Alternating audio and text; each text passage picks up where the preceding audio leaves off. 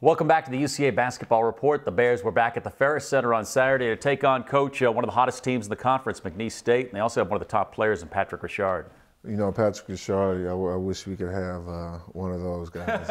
Probably I'd take 5, and that's all I need. But, he plays extremely hard and extremely well. He knows what he's capable of doing. He plays within his strengths, and that's the reason why McNeese is doing so well. I mean, they ride him when they need to, and he delivers. After the bad start, how important were the first few minutes of this game?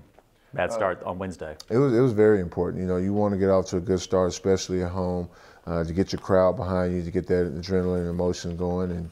And we did a good job of that. I mean, we started off pretty aggressive. We were making shots, getting to the basket, and unfortunately, McNeese, they've been playing well, and they were able to withstand that run.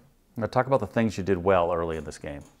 Early in the game, I thought we were able to stop them in the half court. We were able to clog up the paint, get some rebounds. We moved the ball well against their zone early on in the game. As you see there, Robert Crawford knocks down a 3-point shot. I was just proud of our effort and how we came out and competed. A game like this will show you that on any given night, you guys can compete with the best in the conference. And that sometimes is a frustrating thing about our team. When we look at our guys, at our roster, and how we've played against some of these teams in our league, you look at it as though, we have an opportunity to compete with everyone. We can beat anyone in our conference, and it's frustrating that we're not playing up to par night in and night out. As you saw there, a turnover, which is something that's hurting us. And, of course, we got that one back, and Quentin started off playing well for us in the first half.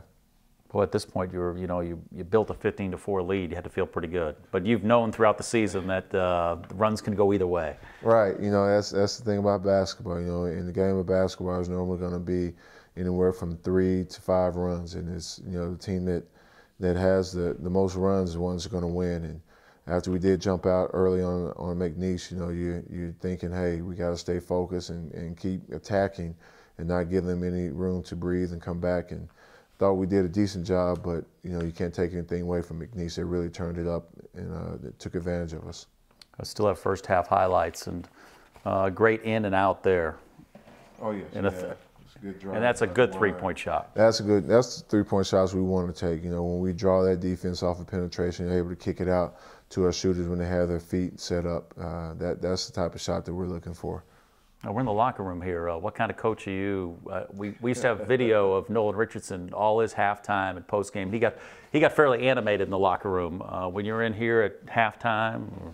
Yes, I get fairly animated too. I don't know if we could actually put any of that on TV, maybe a bunch of beeps and tones going through, but we find ways to try to motivate our guys. We use different methods every game, but we do get kind of animated in here. Different buttons to push with different players? I tell you, we've got so many buttons to push, I get confused sometimes. We're constantly trying to find the right one. And as far as this team, we look at a game like this, they compete so well and have that one stretch. I think they went almost 7 minutes without scoring, get outscored like 22-0. It's the same thing every game, that either the beginning of the game or, this time it came early in the second half. Have you noticed problems during that, as far as the same problems during those stretches? Yes. Most of the time during those stretches, we're turning the basketball over. And then once we give up a lead or our team's making a run, then we start kind of going one-on-one. I don't think they're trying to be selfish, but everybody's trying to do something to help their team win. And instead of sticking to our game plan and what we do best, they try to do it on their own, and that puts us in a bind when we play that way. I know you don't want players who enjoy losing. I know you're frustrated. They got to be a little frustrated right now. They are. Our guys are really frustrated with losing, and you can kind of see it on their face. And now it's almost becoming a habit, whereas when the team makes a run and we get behind, sometimes I can see it on their face like, okay, oh, well, here we go again. And we stop really competing for that stretch when teams are making a run. And that's something we have to change. We have to remember that we are a team that's capable of coming back. We've won games coming from behind, so we don't need to get our heads down when teams are making a run. There are experiences you can draw back from earlier in the season, that a point where you were down and you came back, that this team can draw from? Yes, I mean we look at several games. We were on the road against Tennessee Martin. We were down. Even early in the conference, Time we beat Northwestern at their place down 16-17 in the second half. And there are great opportunities and great experiences that we've been through that we can draw on to help us through these type of situations. And it's just a matter of our guys remembering that, hey, we can compete. We are a team that can play well. Jarvis Garner, an animal on the boards again. I don't know if a few players in the country had the rebounding week that he had. 15 rebounds again on Saturday. And he's not the biggest guy. No, he's not. No, he's not the biggest guy. You know, we've messed with him a lot about getting in the weight room. He needs to get stronger, but he has the athletic ability to be a top rebounder like he's been doing the past few games. So I've challenged him. I said, you show me what you can do on the boards, and I expect nothing less now. So hopefully we can get that same intensity on the boards from Jarvis for the rest of the year. How important is it with the players to learn from that last game, but put it behind you and look to the next one? You know, our guys have short memories. You know, we'll take a lesson from it and try to move forward. You know, Coach Richardson always said, you have midnight until midnight to celebrate or sulk about a loss, and then you have to move on. So I think our guys do a pretty good job of moving on, sometimes too fast, but I mean, we have another game to play, so we have to get focused on that and try to find a way to win. A little different for a coach, though. I love you following your tweets. You said helps every once in a while when you go home and you see 3 boys at home that have no idea they're in their own world, and you can enter that world for a little while. Yes, yeah. You have an opportunity to get away. You know, when I go home, the kids, they may ask me about the game or the score or something. And then after that, it's daddy time. You know, we have an opportunity to, whether we're playing video games, wrestling, or just hanging out watching a movie, we enjoy that time together, and it gives me a break from worrying about a game or worrying about a loss. You know, it kind of keeps me grounded as far as understanding that, basketball is not the end of everything. I still have my family, and they help keep me level and give me balance. As a young head coach, though, it's hard, though, isn't it, to deal with these with the lot. It's a tough season you're going through right now, especially after you saw so much hope midway through the season. Right. To see how we started the season off and progressed from there and started playing better and to kind of go on a slide now, it is frustrating to deal with. We're constantly searching for answers, looking at film, trying to figure out what's going on. How can we change this momentum and start winning again? And you deal with it the best way you can and continue to work and practice, and hopefully we'll find a way out of this. Hopefully it'll be on Wednesday night. When we return, we'll look ahead to what's ahead for the Bears this week. Welcome back to the UCA Basketball Report. Before we look ahead to what the Bears will be doing this week, something we talked about during the break there, nutrition, something we don't think about with 18, 19-year-old kids. And you got a few players like me who like to stay away from anything green, which is not good when you're 19 years old. No, it's not. One guy we were talking about was LaQuentin Miles. I stay on him all the time about eating right. The other day when we were down in Texas State doing a pregame meal, I conned him into eating broccoli, trying to take a few bites, and you'd have thought I told him to eat sawdust or something. And it was rough on him, and that's something that these young men have to understand. Your body's like a high-performance sports car. You got to put the best fuel in there, and sometimes it's tough, and these guys don't understand it. But once they do grasp the concept, they'll see the difference. You had a long NBA career.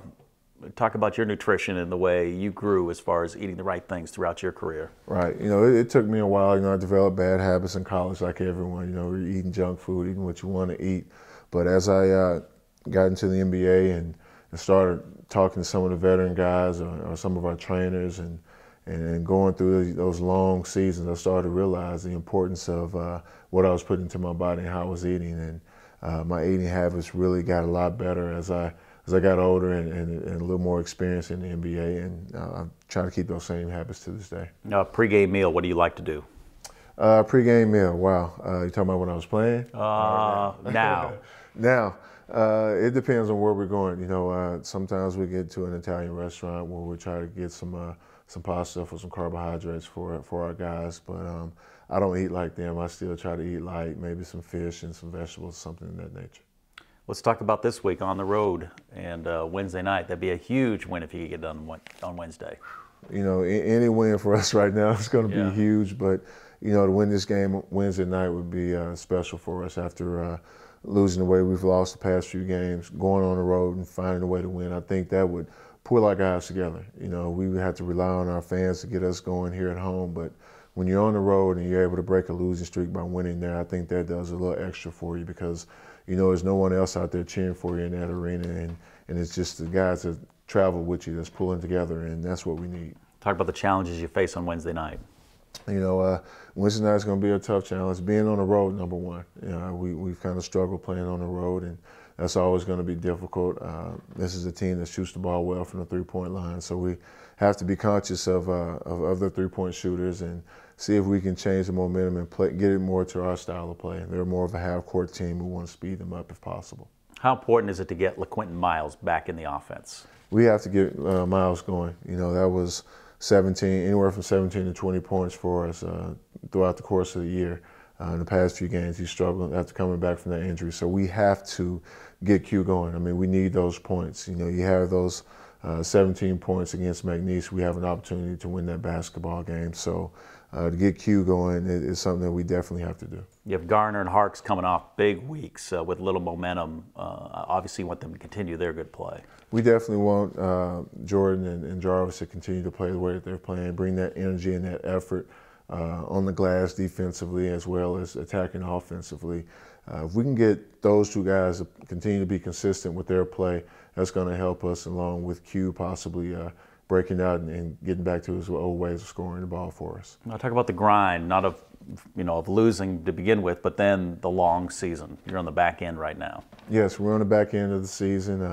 You know, you have everybody's body's kind of banged up now, but you know, we have to realize the goal in mind, and that's to finish strong and have an opportunity to make it to the conference tournament. So this is a time where we don't practice as long as we normally do. We give our guys a lot of rest, but it's time where we really have to focus in mentally. And Saturday, have kind of a fun game with Louisiana Tech and a little national exposure for the guys. Yes, it's going to be nice. You know, with the bracket buster game, it also gives us an opportunity to step away from conference and play a basketball game, which could also help us with confidence if we're able to win that game. So it's going to be a fun game. You got some Arkansas guys on that team who've been teammates of some of our players. So it's got some storylines in there that's going to be interesting to see how it turns out. You got Appleby and Miles, and Appleby's had a great freshman year. Yes. And then you have the guys from Conway going head-to-head. Right? Yeah, it'll be fun. Yeah, it's going to be fun. You know, I think those guys will enjoy it, getting a chance to play against some of their old teammates, and it should be a fun thing to watch. I know you can't talk specifically about Central Arkansas, but the high school basketball, both boys and girls, I think is probably at its best, especially in Pulaski County.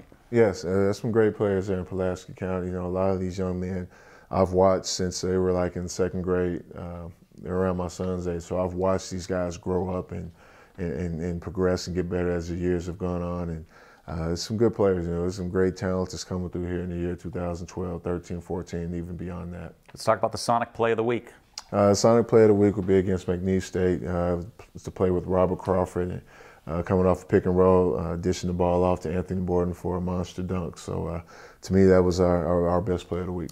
AT&T Player of the Week, Jordan Harks, very consistent week, 10.5 points, average 5 boards, couple assists, and 1 steal. Yes, Jordan's been really consistent for us, and you know, with that effort, like I said, if he can continue to play that way, it's going to help us out in the long run, and he just had a great week. I don't know if he ever did this as a Wampus cap, but the Log Cabin Stat of the Week, Jarvis Garner averaged 15 rebounds against McNeese State and Texas State. Wow. I mean, Jarvis, another thing, you know, another guy that's playing well for us. I mean, just rebounding the ball, 15 rebounds a game in the past 2, that's a pretty good stat. And I'd like to see that for 28 games if possible. You got something as we leave the show here, something from Nolan you can use this week? We already used the all sickness is not death. Wow. You know, I was going to use that one again, but you know, when you look at these games, you know, it doesn't matter how we win, whether it's a 1-point win with a desperation shot from half court or wherever. You know, a raggedy ride is better than a smooth walk. I think that's the phrase I would love to use this week. Well, I enjoyed it, and it'll be a lot more fun after a couple of wins, but good luck Wednesday and Saturday, Coach. I appreciate it, Steve. Thank you. You've been watching the UCA Basketball Report.